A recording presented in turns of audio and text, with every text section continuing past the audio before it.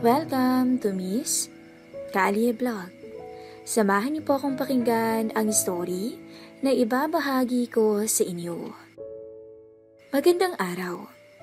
Naisipan ko lang na ibahagi ang kwentong to sa inyo dahil isa rin ako sa masugid na taga-subaybay nitong channel. Miss Kalye, tawagin mo na lang akong Ando. Mahilig kasi akong magsuot ng sando. Ang ikukwento ko sa iyo ay naganap pa noong ako ay 19 na taong gulang pa lamang. Namamasukan ako noon sa Bulacan bilang taga-deliver ng tubig. Hindi ko nakilala ang may-ari ng tubigan nang pumasok ako. Tanging si Mang Anton lang na siyang pinakamataas sa tubigan at tila inspektor ang tumanggap sa akin. Ang sabi, nasa bakasyon daw ang mag-ina na may-ari ng water station dahil kamamatay lang daw ng padre de pamilya. Naging maayos ang trabaho ko sa water station at okay naman ang sahod. Nakakasapat naman sa pangangailangan ko ang halaga.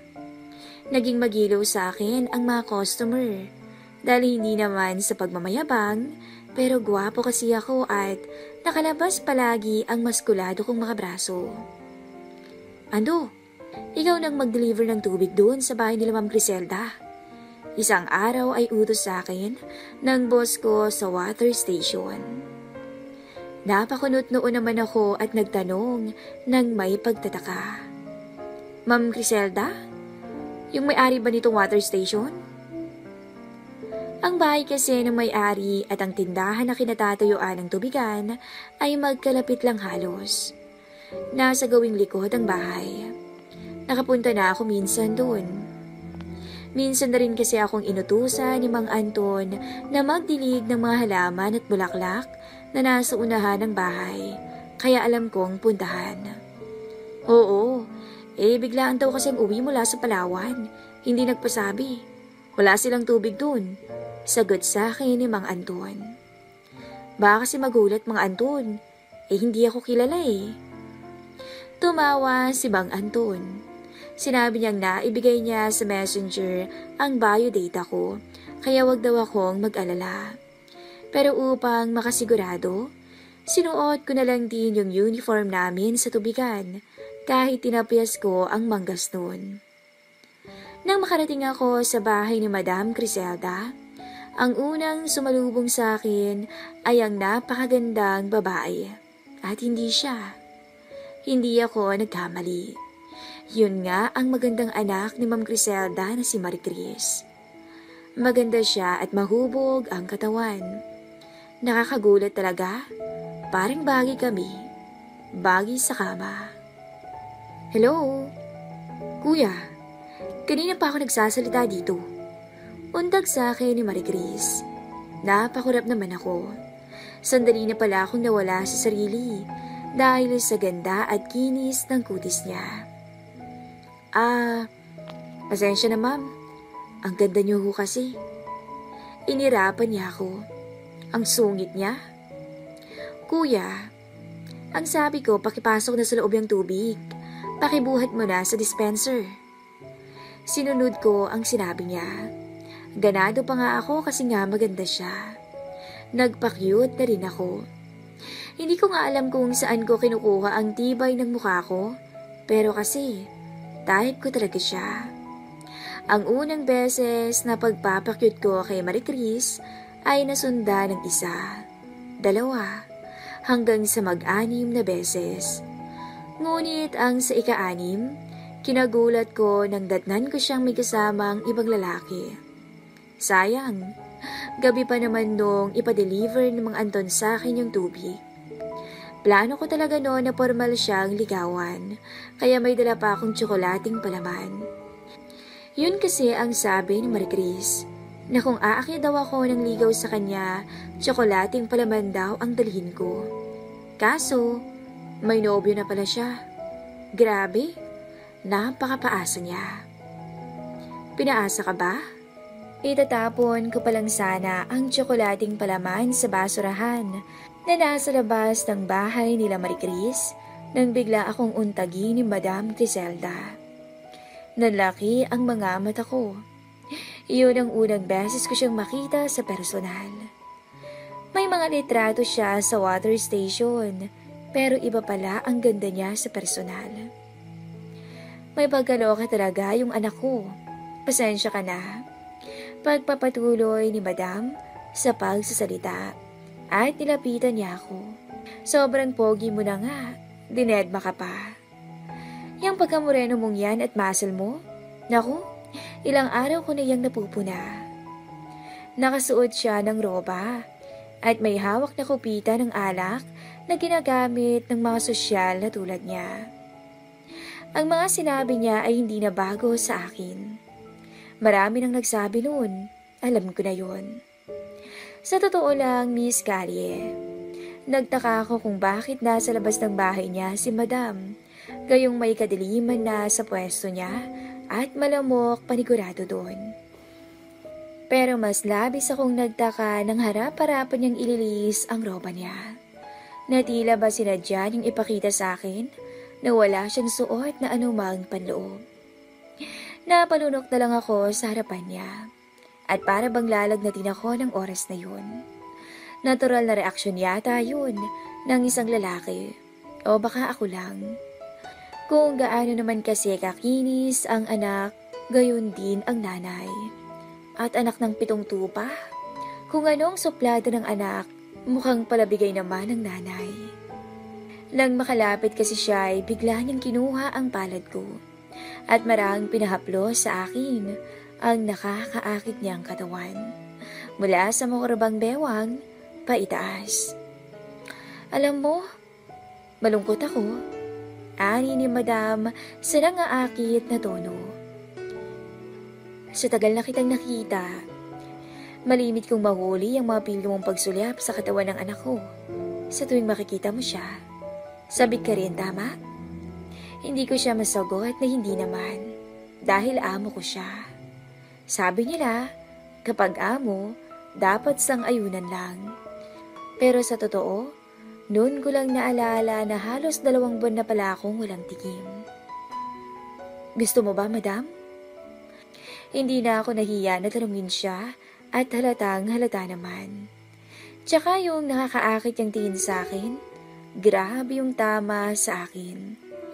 Tila nag-iimbita na tikman na bago pa matikman ng iba. E paano yun? Sabi ni Mang Anton, masigasig ka raw na helper namin. Hindi kita maalok ng pera. Hindi ko alam kung saan galing ang lakas ng loob ko. Hininto ko ang sinasabi ni Madam Griselda sa pamamagitan ng mahigpit na pagyakap sa kanyang bewang, dahilan para magdikit kaming dalawa. Tara na, baka mas maganda ang kalabasan nito kasi nanay ka naman niya, sabi ko. At iyon ang simula namin ni Madam Griselda. May daan pala sa gilid ng bahay tungo sa kwarto niya. Grabe! Kapag pala byuda, masusold kang talaga. Daig pa ang inosenteng dalaga. Halos mapahiyaw agad ako sa tagal ng walang tikim sa kama. Gigil ko siyang pinagsawaan habang nakayakap ang kanyang mga binti sa aking bewang. At habang nakatingin ako sa kanya, parang si Marie Chris na pantasya ko ang aking naaninag. May hawig kasi sila. Hindi raw kami maririnig sa labas. Ganon ka high-tech ang kwarto ni Madam. Kaya naman lahat ng nalalaman ko sa pagpapaligaya ng babae ay ginawa ko sa kanya. Sobrang lungkot siguro niya. Namatayan nga kasi ng asawa. Nagulat pa ako nang aminin niya sa akin. Nauhaw na talaga siya. Kasi nung huli sanang tagpo nila ng mister niya, ay nabitin pa raw to dahil hindi na raw talaga tumatagal sa kama ang mister niya. Pagkatapos daw maaksidente, ay naiuwi pa nila to sa bahay at saka doon binawian ng buhay. Pagising nila, hindi na raw humihinga. Malungkot si Madam. Inis naman ako. Hindi ko akalain na masarap pala ang kombinasyon na yun. Talagang langit-ngit ang bakal niyang higaan sa sobrang gigil ko sa kanya. Hindi ko siya tinigilan hanggat hindi siya umaayaw. Napakabango niya at parang dalaga pa ang itsura. Kahit na may edad na, kaya mas lalo kong ganado sa kanya. Ang isang beses ay naulit pa ng hindi na mabilang na beses. Inakala ko nga na magiging ayos din ako at matatanggap na ang pagkabigo ko kay Marie Chris dahil masaya naman kami ni Madam Criselda. Noong mga nakaraan nga, hindi na namin napag-uusapan ni Madam Criselda ang tungkol sa pagtingin ko kay Marie Chris. Swerte ko pa kasi nire-regaluhan niya ako sa tuwing matatapos ang session namin. Pero nang minsang mag-deliver ako ng tubig sa kanila at wala si Madam, nalaman ko ang pagkatakam ko kay Marie Chris ay hindi pa pala natutupok. Ang text ni Madam sa akin, dumiretso na ako sa bahay. Maaga raw siyang umalis at may kailangan gawin sa ibang sangay ng tubigan niya. Pinapadiretso na niya ako kasi may susi na ako. Sa tuwing wala si Marie Chris doon, pumupuslit kaming dalawa. Naging maingat kami sa lihim namin dahil maraming tsismosa. Sa gabi lang talaga kami pwedeng magsama. Maraming beses na akong nasubok ni Madam Criselda, kaya tiwala niya sa akin na pag-deliver ng tubig lang talaga ang gagawin ko sa bahay niya. Ngunit iba pala ng araw na yon. Ang sabi ni Madam, maagang umalis si Marie Chris kasama raw ang nobyo. At tiyak daw na pag-uwi ng gabi ay tubig agad ang hahanapin. Nagwa-water soda raw kasi ang anak niya. Dahil dikit na kami ni Madam Criselda, may iilan siyang nababanggit sa akin tungkol kay Marie Chris, tulad ng matigas daw ang ulo. Papa's girl daw, kaya nagre-rebelde. Hindi raw masaway ni Madam Criselda kahit ayaw raw nito sa nobyo ng babae dahil pinipirahan lang daw ito.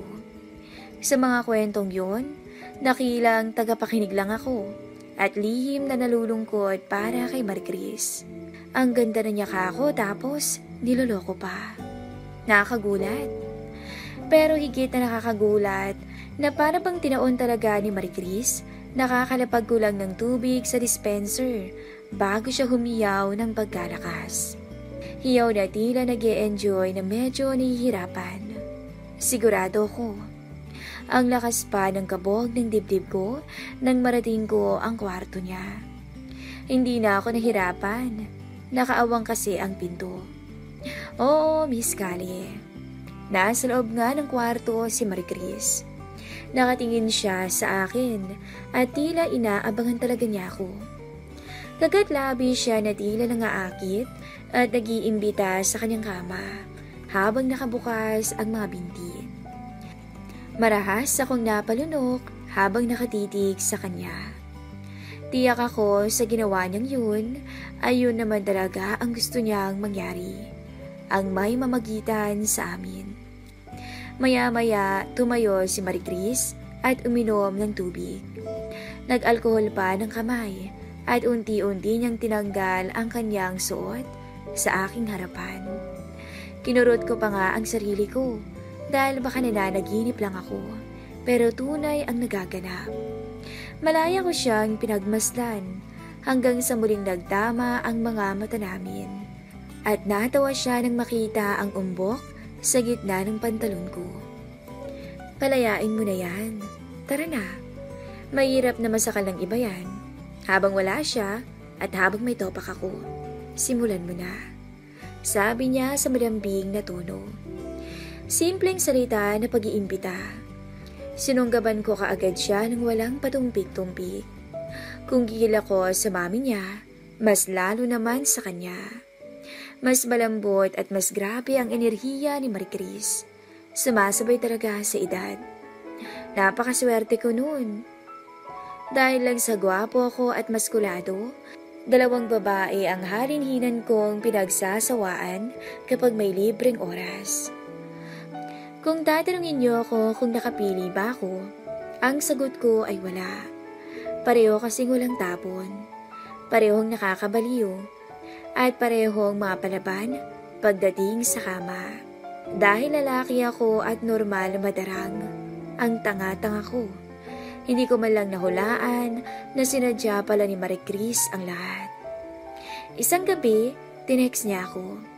Ang sabi niya wala raw ang mami niya. Ako naman si tanga, sumigi. Hindi naman nagpaalam sa akin si Madam Griselda, kaya alam kong andun siya sa bahay. Pero nagpauto ako sa pangaakit ni Marie Chris. Nasa banyo kami ni Marie Chris. Rumaraga sa ang buhos ng shower. At rinig na rinig ang mga pigil na boses namin. Halos mapipikit kami pareho ni Marie Chris sa tindi ng kasabikan namin sa isa't isa. Alam niyo yung para ka ng mababaliw sa tindi ng tinatamasa. Nang walang ano-ano'y dumating si Madam Griselda at minura kami. Mga baboy raw kami. Pinagkatiwalaan daw niya ako pero yun pa ang ginanti ko. Nakasaksi ako ng eksena na hindi ko inaasahan. Si Marie Chris, sinabihan ng nanay niya na deserve lang daw ni Madam Griselda ang ginawa nito. Kasi nahuli daw niya ang nanay niya na nakaluhod sa harapan ng nobyo niya habang abala sa ginagawang himala. Tapos umiyak si Madam. Sinabi nito sa anak na ginawa lang nito yun kasi hindi nababagay ang kasintahan ni Marie Chris sa kanya at manloloko to. May pinakita pang picture si Madam nakuha sa cellphone nito. Nobyo ni Marie Chris, may kasamang ibang babae sa mall at may kuha pa na pumasok sa isang hotel. Sabihin niyong salasalabid na, ngunit tunay naman. Totoong buhay yun at nangyayari talaga. Nang maimasmasan ako, masinsinan kong kinausap ang mag-ina. Humingi ako ng tawad sa kanila. At sa huli, pinili ko ang tama. Ang kalimutan sila at ang ligaya na handog nila sa akin. Iyon na ang huli naming pagkikitang tatlo. Dahil sa pangyayaring yun, nag-iisip na ako bago lumala pa ang lahat. Kesa muli akong makasira ng pagsasama nang dahil lang sa uhaw ng katawan. Nananalangin ako noon na sana nagkapatawaran na silang mag-ina. At tila nasagot naman ang panalangin ko. Dinalaw nila ako upang bigyan ng demand letter. Ninong daw ako sa kasal ni Marie Chris. Yun na lang daw ang bayad ko sa mga pagkakautang ko na pera at emosyonal sa kanilang mag-ina. Hanggang dito na lang po ang kwento ko, Miss Callie. Sana nagustuhan mo at ng tagapakinig mo ang kwentong ito. Mag-iwan sana to ng mensahe sa inyo na ang pagtikim ay isa-isa lang. Masama ang dalawa. At baka matulad ka pa sa akin na nagbaon ng konsensya sa mahabang panahon bago nakausad.